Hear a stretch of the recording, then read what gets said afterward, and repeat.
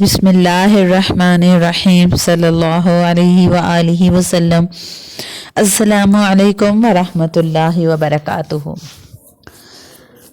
اپنی شریک حیات کی قدر کیجیے۔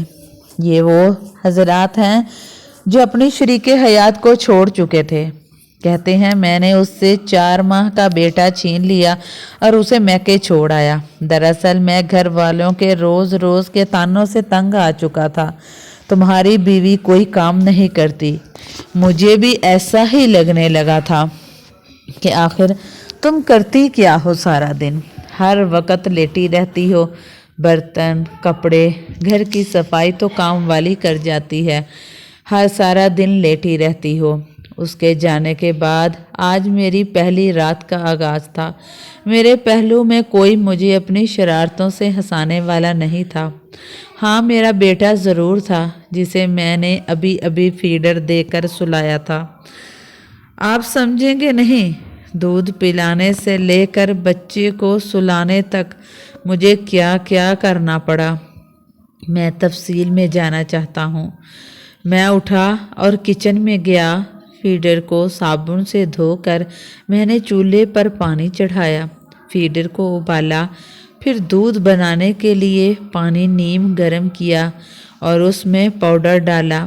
تب کہیں جا کر ایک فیڈر تیار ہوا۔ دودھ پلانے کے بعد میں اسے کندھے سے لگا کر تھپ تھپاتا رہا تاکہ دودھ ہضم ہو سکے۔ پھر اس کا پیمپر تبدیل کرنے کے لیے اسے لٹایا تو معلوم ہوا کہ بچے نے پاخانہ کیا ہوا ہے۔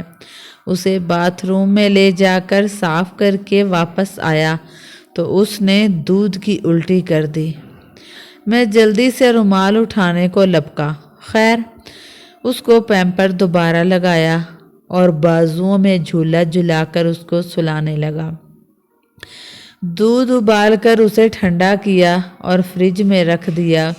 وہ ہوتی تو ملک شیک بنا دیتی، میرے ہاتھ میں تھما دیتی، لیکن اب اتنے جھمیلیوں میں کون پڑے گا؟ ابھی اپنی روٹی پکا کر کھا لوں گا، لیکن آٹا ابھی تو وہ گوندنا پڑے گا۔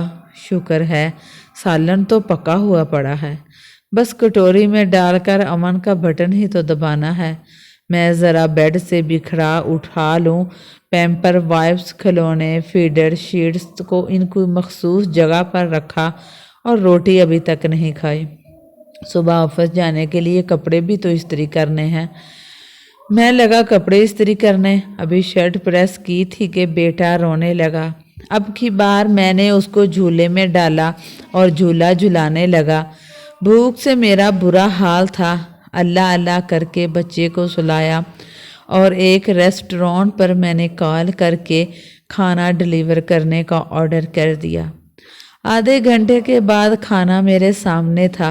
میں نے بڑے بڑے نوالوں میں کھانا ختم کیا کیونکہ میں جانتا تھا کہ اگر بیٹا دوبارہ جاگ اٹھا تو کھانا پڑے کا پڑا رہ جائے گا اور پھر دوبارہ گرم کرنے کے لیے بھی ٹائم چاہیے اور مشقت بھی۔ مجھے اکتاہٹ ہونے لگی۔ گھڑی 11 بجا رہی تھی۔ میں بستر پر ڈھیس آ گیا۔ سائرہ، وہ چادر ہی الماری سے نکال دو۔ میں اوڑھ کر سونا چاہ رہا ہوں، لیکن نہیں، اب خود ہی اٹھا کر لینی پڑے گی۔ ابھی میں یہ سوچ ہی رہا تھا کہ UPS بھی جواب دے دے گا اور اب پنکھا بھی بند ہو گیا۔ اس سے پہلے کہ گرمی کے سبب میرا بیٹا جاگ جاتا اور چلانے لگتا، میں نے بیڈ سے چھلانگ لگائی اور جھٹ سے دستی پنکھا الماری سے نکال لایا۔ میں اس کو پنکھا جھلنے لگا اور ساتھ ساتھ نیند کی شدت سے خود بھی جھولنے لگا۔ 12 بجے بجلی آئی اور میں فوراً ہی سو گیا۔ 2 بجے بیٹے کے رونے کی آواز سے میری آنکھ کھل گئی۔ اچانک گہری نیند سے جاگنے پر میرے سر میں درد ہونے لگا۔ اسے بھوک لگی ہوئی تھی۔ میں سستی سے اٹھا اور اسے ڈبے کا دودھ بنا کر پلایا۔ 2:30 بجے کے قریب بیٹا سو گیا اور میں بھی اس کے بعد کب سویا کب جاگا اور بیٹا کب جاگا اور کب تک روتا رہا مجھے نہیں معلوم۔ البتہ جب صبح 8 بجے میری آنکھ کھلی تو وہ رو ہی رہا تھا اور اس کے پیمپر سے مواد نکل کر بیڈ شیٹ پر جذب ہو رہا تھا۔ میں جلدی سے اٹھا، پیمپر تبدیل کیا، دودھ پلایا، بیڈ شیٹ بچھائی۔ 9:15 بجے ہو چکے تھے کہ ناشتے میں جو میں دہی کھاتا تھا وہ سائرہ گھر میں بنا لیتی تھی۔ پتہ نہیں کس پہر بناتی تھی۔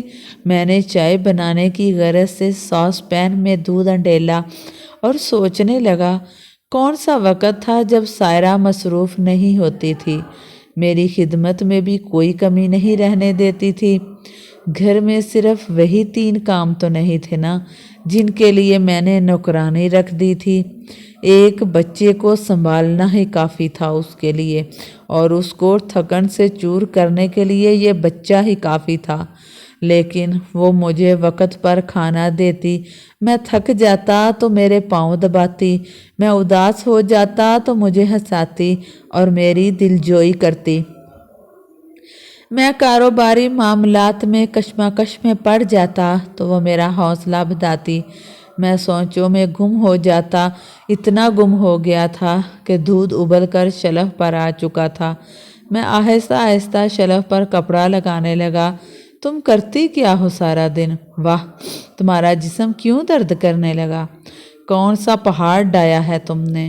اور وہ پہلو بدل لیتی، شاید میرے طنزیہ جملے پر آنسو بہاتی ہوگی، پر میں ظالم انسان پرواہ نہیں کرتا اس کی۔ کچھ ہی دیر بعد خود ہی سائیڈ بدل کر میرے چہرے پر جھک جاتی اور مجھے کہتی آئی لو یو، تو میں جواباً مسکرا دیتا اور وہ اصرار کرنے لگتی نہیں، آپ بھی آئی لو یو بولیں۔ مجھے اس کی شرارتیں یاد آنے لگیں۔ صبح کے 10 بج رہے تھے اور کام پر نیند نہ پوری ہونے کی وجہ سے چھٹی ماری، اور وہ سب اپنے اپنے کمروں میں مشغول تھے، جو ابھی کل ہی مجھے کہہ رہے تھے کہ تمہاری بیوی کوئی کام نہیں کرتی، مگر کسی نے مجھے 1 کپ چائے کا بنا کر دینے کی زحمت نہیں کی۔ میں نے بچے کو لیا، گاڑی میں ڈالا اور گاڑی ان راستوں پر دوڑائی جو راستے مجھے ہمیشہ کے لیے سائرہ کے ساتھ جوڑنے والے تھے۔ وہاں پہنچ کر میں نے دونوں ہاتھ جوڑ کر معافی مانگی اور وہ ہمیشہ کی طرح بڑا دل کر چلی آئی میرے ساتھ۔ میں شادی شدہ حضرات سے صرف اتنی ریکویسٹ کروں گا کہ ٹھیک ہے، آپ کا سب پر حق ہے، سب کا آپ پر حق ہے، سب آپ کو بہت زیادہ مشورے دے سکتے ہیں، لیکن ماں باپ کے بعد سب سے زیادہ حق آپ پر آپ کی بیوی کا ہے۔ اس کو ٹائم دیں، اس سے پوچھیں، اس کی دلجوئی کریں۔ سارا دن بغیر مزدوری کے، بنا لالچ کے آپ کے بچوں کی خدمت کرتی ہے، آپ کے خاندان کی وہ خدمت کرتی رہتی ہے، اور بدلے میں اسے کیا ملتا ہے، اور یہ سب آپ بھی جانتے ہیں کہ اسے کیا ملتا ہے۔ میں اپنے سے ایک بات یہ لازمی کہوں گی، اگر آپ کی بیوی آپ کو کہہ دے کہ میں آپ کے بچوں کا کھانا بھی نہیں بناؤں گی تو اسے کوئی گناہ نہیں۔